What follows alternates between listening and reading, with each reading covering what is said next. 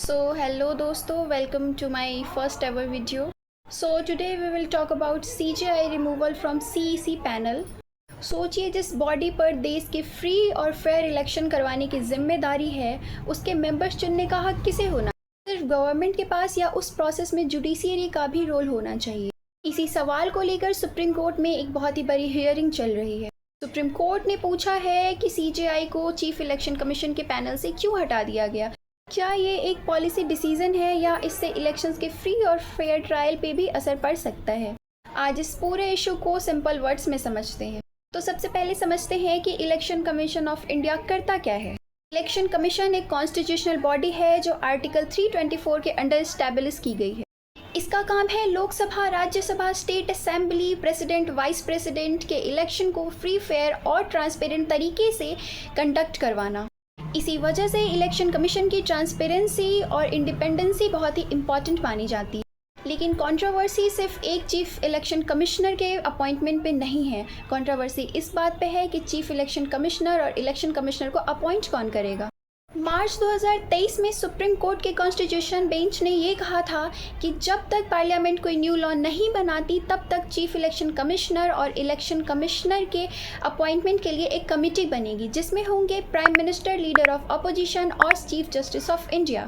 Court का मानना था कि इससे अपॉइंटमेंट प्रोसेस काफ़ी ट्रांसपेरेंट और इंडिपेंडेंट दिखेगी।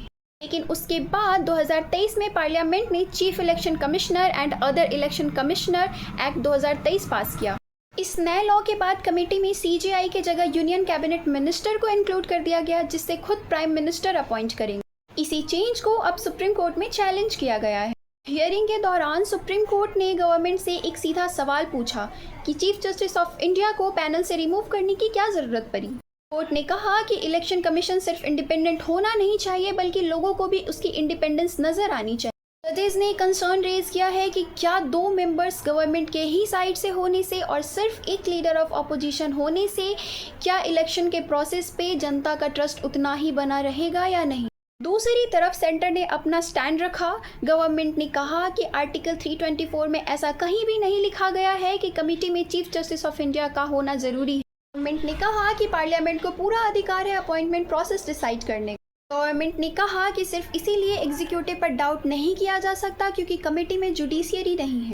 अब सवाल ये है कि गवर्नमेंट सही है या फिर सुप्रीम कोर्ट। अब सवाल ये है कि क्या इलेक्शन कमीशन के इंडिपेंडेंस को प्रोटेक्ट करने के लिए जुडिशियरी का रोल जरूरी है। पार्लियामेंट सुप्रीम कोर्ट के दिए हुए इंटरिम एग्रीमेंट को बदल सकती है। और सबसे इम्पॉर्टेंट, क्या नया लॉ कॉन्स्टिट्यूशनल प्रिंसिपल के हिसाब से वैलिड है। सारे क्वेश्चन सुप्रीम कोर्ट अब एग्जामिन कर रही है। ध्यान रहे, सुप्रीम कोर्ट ने अभी तक भी इस लॉ को अनकॉन्स्टिट्यूशनल डिक्लेयर नहीं किया है। केस अभी भी पेंडिंग है और जजमेंट आना अभी बाकी है। तो सवाल ये है कि ये केस इतना इम्पोर्टेंट क्यों है। ये केस सिर्फ एक अपॉइंटमेंट का इशू नहीं है, इसका डायरेक्ट कनेक्शन है डेमोक्रेसी से, फ्री एंड फेयर इलेक्शन से, कॉन्स्टिट्यूशनल बॉडी के इंडिपेंडेंस से और पब्लिक ट्रस्ट। जो भी फाइनल जजमेंट आएगा उसका सीधा इम्पैक्ट फ्यूचर में इलेक्शन कमीशन के अपॉइंटमेंट पर ही पड़ सकता है।